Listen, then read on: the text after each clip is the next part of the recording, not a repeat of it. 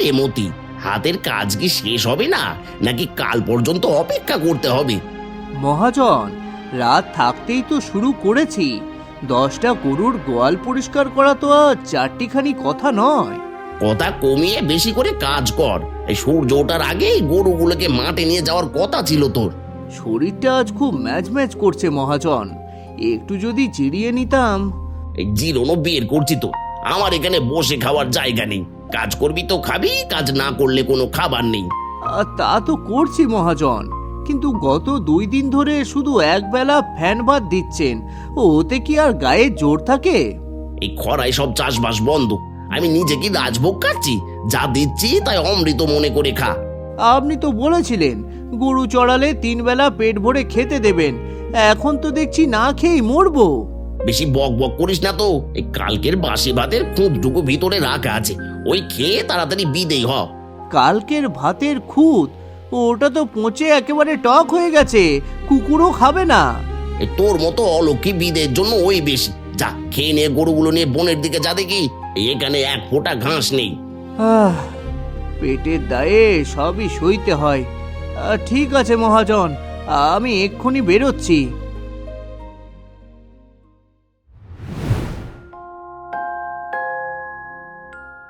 ওই দেখ, অপয়া মতি আসছে।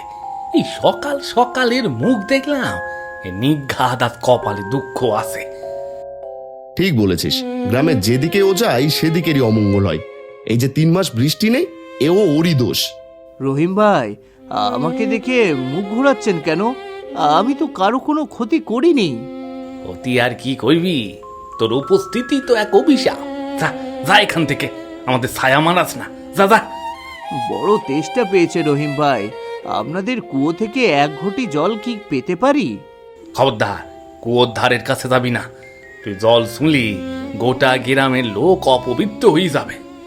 আমি তো মানুষ ভাই, 1 ফোঁটা জল না খেলে ওই রোদে বাঁচবো কি করে? ওই রাখাল, ওখান থেকে সরে যা বলছি। আমার ছেলেটা ঘরের বাইরে খেলছে, তোর নজর লাগলে ওর অসুখ করবে। আমি তো বাঘ ভাল্লুক নই যে কাউকে খেয়ে ফেলবো, আমি শুধু একটু জল চেয়েছি। তোর জিভ তো খুব বেড়েছে দেখছি। মহাজনের দয়ায় আছিস বলে বেশি বাড়াবাড়ি করিস না। যা, ওই দূরে বনের ধারে নালা আছে, ওখান থেকে জল খেয়ে নে। আমাদের পাড়ায় আর দাঁড়াবি না, তাড়াতাড়ি এখান থেকে যা। ধিক্কার এই জীবনকে, এই মানুষগুলো আমাকে পশুর চেয়েও অধম করে রেখেছে। হে ঈশ্বর, কেন আমাকে জন্মালে? মানুষের গঞ্জনা আর কত সইব? তৃষ্ণায় একেবারে বুক ফেটে যাচ্ছে।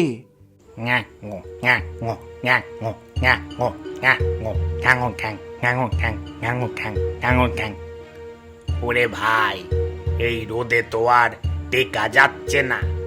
আমরা জলের প্রাণী, জল ছাড়া কিভাবে বাঁচবো? আর মাত্র কয়েকটা ঘন্টা, দেখিস আজ মাঝরাতেই মেঘের গুড়গুড়ানি শুরু হবে। এ কি, আমি কি ভুল শুনছি? নাকি ব্যাঙগুলো মানুষের মতো কথা বলছে?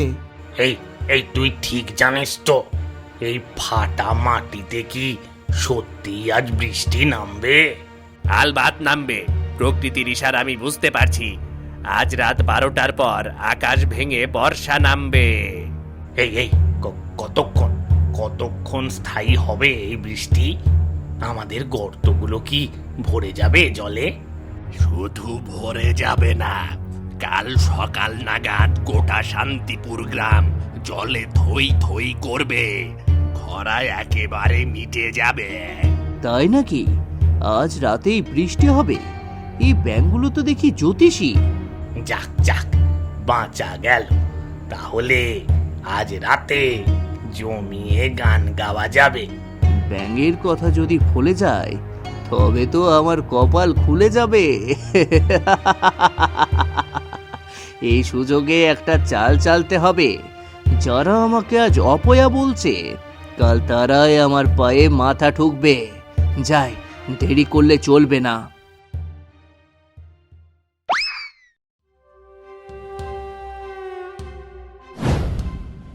আরে মতি যে, এখানে কি চাস? গরু কি বাঘে খেলো নাকি? হ্যাঁ, এত দৌড়ে এলি যে? আহ, না মোড়ল মশাই, আমি একটা খবর দিতে এসেছি। আজ রাতেই গ্রামে বড় বৃষ্টি হবে। দেখো দেখো, রাখাল এখন আকাশবাণী শোনাচ্ছে। রোদেবতীর মাথাটা একেবারে গেছে। উপহাস করবেন না সজল বাবু, আমি ধ্যানে দেখেছি আজ মাঝরাতে কালবৈশাখী আসবে। শোনো কথা, যে আকাশে মেঘের চিহ্ন নাই তাও আবার ওই অপায়াটা ধ্যানে দেখেছে। যত সব পাগলামি। যদি আজ রাতে বৃষ্টি না হয় তবে আপনারা আমাকে যা শাস্তি দেবেন আমি তা মাথা পেতে নেব। আচ্ছা আচ্ছা, ঠিক আছে। যদি আজ রাতে বৃষ্টি হয় তবে কাল থেকে আমরা সবাই তোকে মানবো, আর না হলে তোকে গ্রাম ছাড়া করবো। আমি আপনার শর্তে রাজি মোড়ল মশাই। ঘর বাড়ি সামলে রাখবেন, আজ রাতে জল আর ঝড় দুই আসবে। যা এখান থেকে ভণ্ড কোথাকার। কাল সকালে তোর পিঠের চামড়া আমি তুলবো, নিজে তুলবো। এতক্ষণ শান্তিতে থাক, যা যা। কাল সকালেই দেখা হবে কার চামড়া ওঠে আর কে কার পায়ে পড়ে। আমি যাই, পুরো গ্রামে সবাইকে সাবধান করতে হবে। ওর সাহস তো কম না, এত নিশ্চিত হয়ে বলছে যে গা ছমছম করছে। ধুর, ও একটা পাগল। চল চল, বাড়ি চল, বৃষ্টির কোনো লক্ষণ নেই। আর কতদিন বৃষ্টি হবে না কে জানে। হ্যাঁ বাবা, চলো।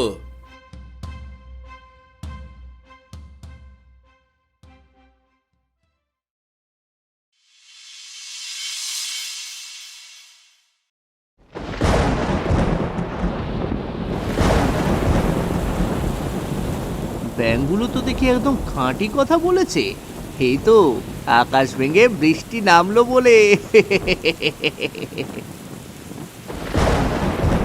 উফ, কি বাজ পড়া শব্দ!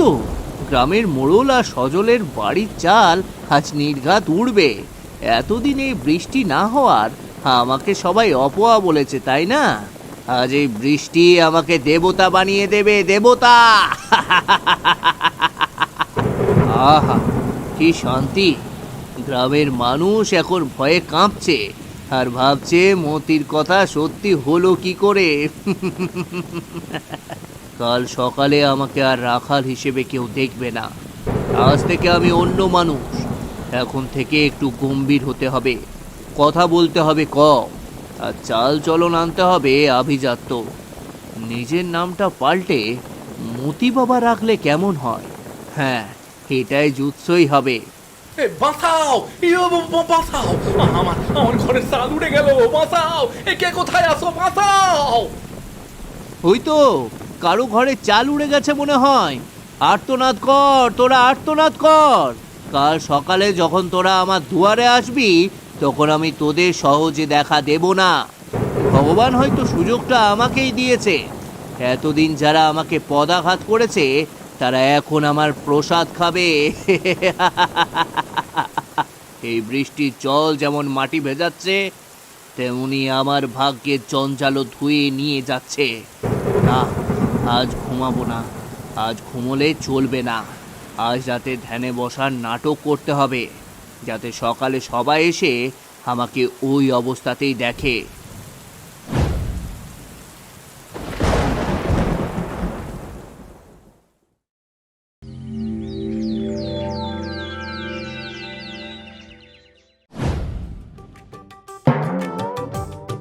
বিশ্বাস করতে পারছি না রহিম, কাল রাতে যা ঝড় বৃষ্টি হলো, মতির কথা তো হুবহু মিলে গেল। শুধু কি মিলে যাওয়া? ও বলেছিল মাঝরাতে শুরু হবে, ঠিক 12টার পরে আকাশ ভেঙে জল নামলো। বাবা, কাল তো অনেক কথা শুনিয়েছি।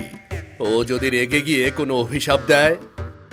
ওই দেখ, মতির ঘরের দরজা খোলা, ও ভেতরে কেমন গম্ভীর হয়ে বসে আছে দেখ। মতি, ও মতি, ভেতরে আসবো? আমরা তোমার কাছে ক্ষমা চাইতে এসেছি। এখানে কোনো মতি নেই। মতি কাল রাতেই বৃষ্টির জলে ধুয়ে মুছে গেছে। এ কি কথা বাবা, আপনি আমাদের উপর রাগ করবেন না। আমরা মুখ্য যোগ্য মানুষ, আপনাকে চিনতে পারি নাই। দয়া করে আপনি না হয় আমাদের সামনে এসে উপদেশ দিন।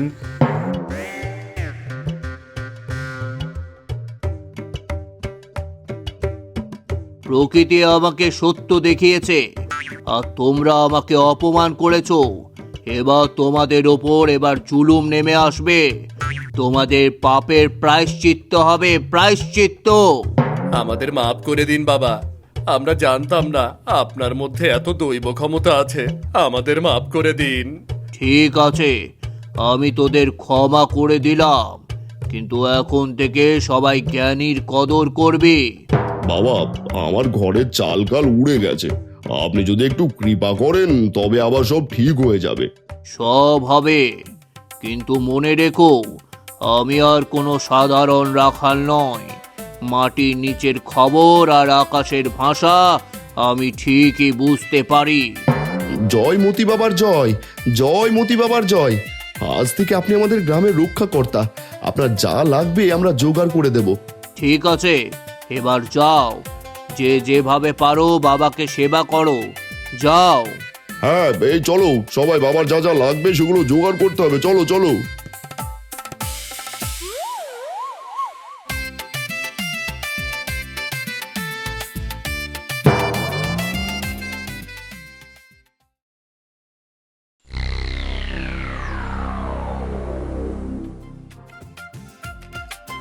বাবা, বাবা, আমার মেজো ছেলের অনেক দিন ধরেই জ্বর, কোনো ওষুধে কাজ হচ্ছে না।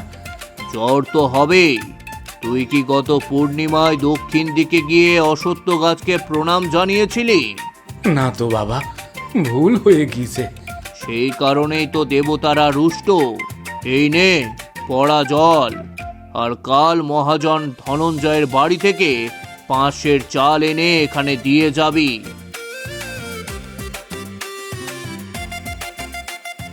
বাবা, আমার হারানো গরুটার কোনো হদিশ দিতে পারেন? 3 দিন হলো খুঁজে পাচ্ছি না।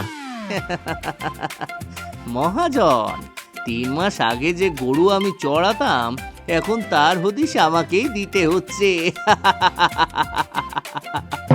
গরুটা উত্তর দিকে কোনো বড় গর্তে আটকে আছে, গিয়ে দেখ। আর শোন, পান্তা ভাত খাওয়ানো ছাড়।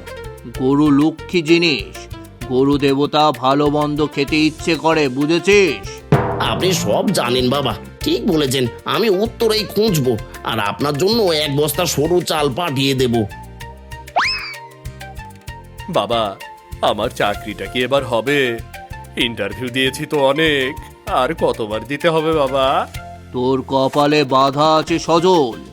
মাটির হাঁড়িতে তিল ভরে গঙ্গার জলে ভাসিয়ে দিয়ে আয়, তারপর আমাকে 2 ভরি সোনা দিয়ে যজ্ঞ করাবি।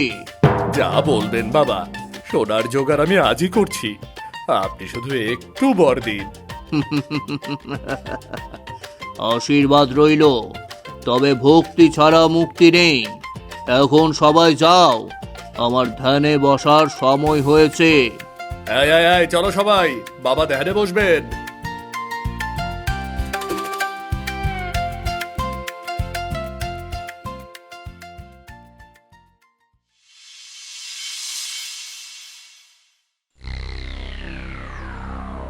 কি রে মতি, তোকে যারা একদিনও খেতে দেয়নি, আজ তারা তোর পায়ের নিচে সোনা দানা ঢেলে দিচ্ছে।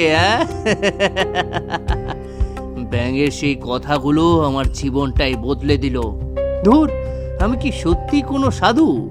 লোকে আমাকে বাবা বলে ডাকছে, অথচ আমি জানি আমি আগের সেই রাখালই আছি। কিন্তু এই আরামের জীবন ছাড়তে মন চাইছে না। ভণ্ডামি করে যদি এত সম্মান আর সম্পদ মেলে, তবে ক্ষতি কি?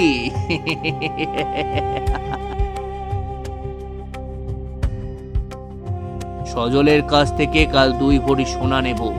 ওর চাকরি হবে না জানি, কিন্তু আমি দোষ দেব ওর গ্রহের দোষের ওপর। মানুষ বড় অদ্ভুত, একটু ভয় দেখালেই তারা অন্ধ হয়ে বিশ্বাস করতে শুরু করে। কাল আবার নতুন কোনো গল্প ফানতে হবে। পাশের গ্রামে জমিদারের অসুখ নিয়ে কিছু একটা বললে কেমন হয়? হ্যাঁ, ওটাই হবে বড় চাল। ওখান থেকে অনেক বড় অঙ্কের টাকা হাতিয়ে নেওয়া যাবে। আসলে পৃথিবীটা সত্যিই মস্ত বড় রঙ্গমঞ্চ। এখানে ভণ্ডামির দামই সবচেয়ে বেশি। যাই, ঘুমিয়ে নি, কাল সকাল থেকে আবার নতুন নাটকের অভিনয় করতে হবে।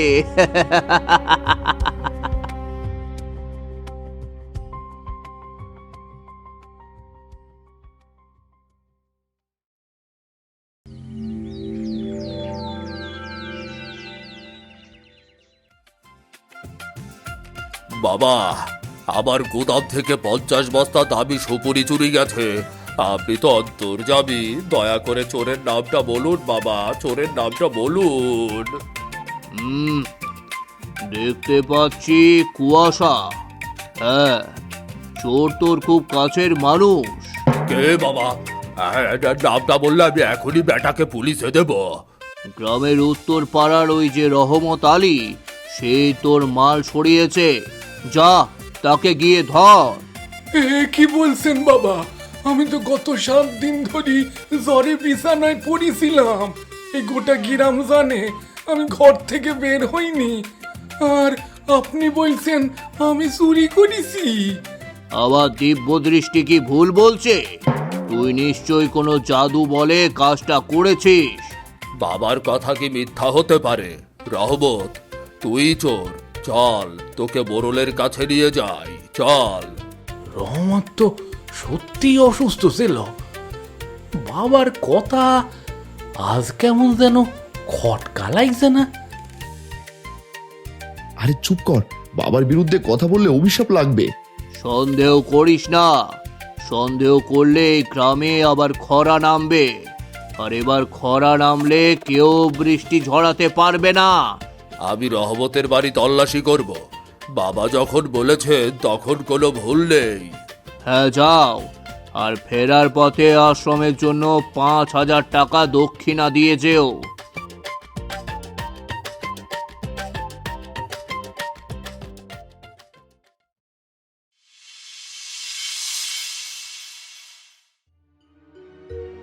মোড়ল মশাই, বড় অন্যায় হয়ে গেছে। রহমতের বাড়িতে কিছুই পাওয়া যায়নি। কি বলছো? মতি বাবা তো কোনোদিন ভুল বলেন না। আসলে মাল চুরিই হয়নি, আবার গোবস্তা ভুল হিসাব দিয়েছিল। বস্তাগুলো গোদামে অন্য ঘরের কোনায় চাপা পড়েছিল। তার মানে মতি বাবা রহমতকে বিনা কারণে চোর সাজালেন? তাছাড়া রহমতের অসুস্থতার কথাও তিনি জানতেন না। উনি উনি ভণ্ড। উনি আমার মতো গরিবের উপর অপবাদ দিয়েছিলেন। আমারও একটা কথা বলার আছে। গত সপ্তাহে বাবা বলেছিলেন আমার গরু হারাবে না, কিন্তু কালই আমার বাছুরটা শিয়ালে নিয়ে গেল। আমার মনে হয় আমরা সবাই আবেগে অন্ধ হয়ে গেছি। মতি কাজ একটা চূড়ান্ত পরীক্ষা নিতে হবে। কি পরীক্ষা বাবা? আমি একটা বন্ধ কৌটোয় কিছু একটা রাখবো। ও যদি অন্তর্যামী হয় তবে বলতে পারবে ভেতরে কি আছে। ঠিক বলিস মোড়ল মশাই, আজই দুধের স্বাদ ঘোলে মিটবে। চলো সবাই, আশ্রমে চলো। যদি মতি মিথ্যাবাদী হয় তবে ওর হাড়গোড় আস্ত রাখবো না। হ্যাঁ চল, দেখা যাক মতির দিব্য দৃষ্টি আজ কি বলে।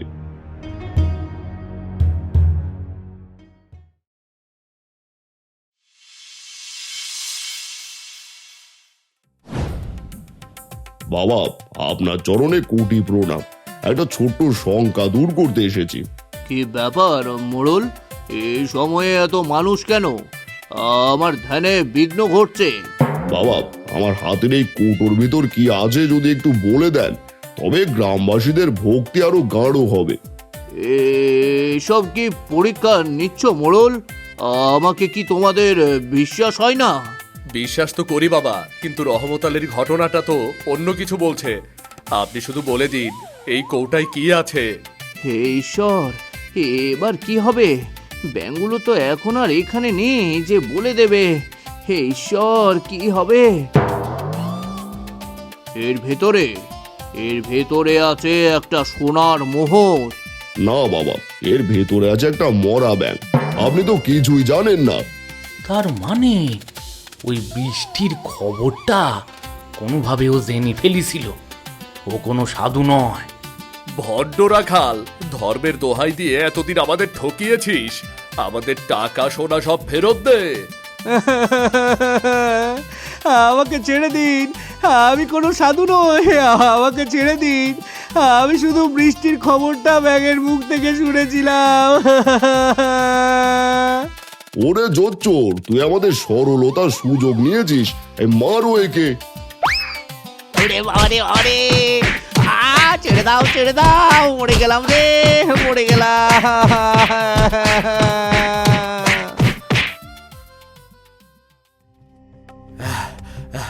যা, এই অবস্থায় গ্রাম ছেড়ে চলে যা।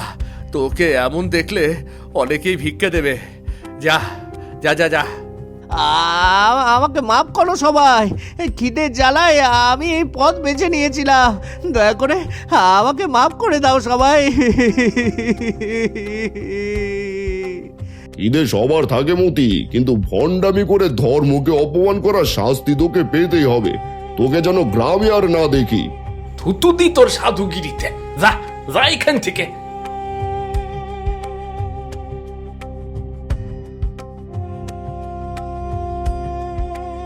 আজ আমি আবার সেই আগের মতি হয়ে গেলাম।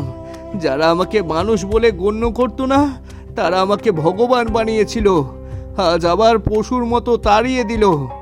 মানুষের বিশ্বাস নিয়ে খেলা করাচ্ছে, না খেয়ে মরা অনেক ভালো ছিল। যাই, এই গ্রাম থেকে আর মার খেতে চাই না আমি।